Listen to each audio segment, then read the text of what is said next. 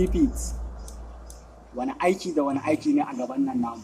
Akwai ayyuka da yawa a gaban nan namu. Yarinyar nan da muka kama. Ka san me nake so da kai? Ina so yarinyar nan tun da babanta ya ki zuwa ya kawo kuɗi akan lokaci. Fasa mata kai kawai. Me? Ka san me nake so da kai? Kira mu baban yarinyar nan.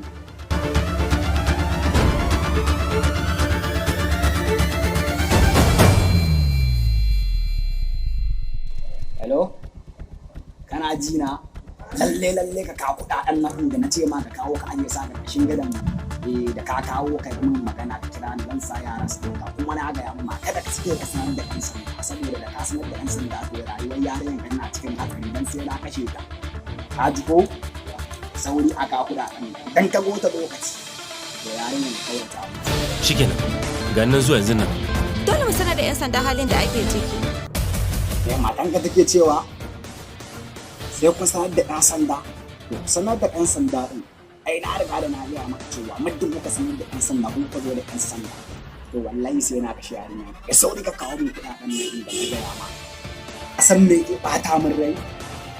Abin da yake ɓata min rai wannan tsohon ne shugaban ƙasar nan namu ya riga gaba ɗaya ya gama shan jinin talakawa abin da ya kwata-kwata bai kyauta ba. Saboda talakawa sun zaɓe shi sun bashi sun nuna mai so da ƙauna amma abin da ya zo ya matalakawa kenan don haka dole ne mu wallan da shi. Robot ka san me nake so da kai sai ta sinefan nan ka fasa mu tsohon nan saboda tsohon nan gaba ɗaya ba mutumin kirki ba ne ba mun ga alamun ya riga ya sha jinin talakawa ya yaudar talakawa don haka ka sa su ne ɓangin na fasa mai kai ba wani wata kawai ka fasa mai kai. Ai ga tuntune ma haka ba. Wannan mayaki ne. Waye shi? Mayaki ne. Waye wannan? Mayaki ne. Waye shi? Ka san me nake so da kai? Ba yanzu za mu kashe shi ba. Ka bari akwai wasu kuɗaɗe a hannun shi wanda aka bada ya ba matalakawa to kuɗaɗen nan bai bada su ba kimanin miliyan 150 ka bari sai mun karɓi kuɗaɗen nan. Sai mun san yadda muka karɓe su ko kuma aka raba ma talakawa su tukunna sai mu barar da su. A'udhu billahi minash shaitanir rajim.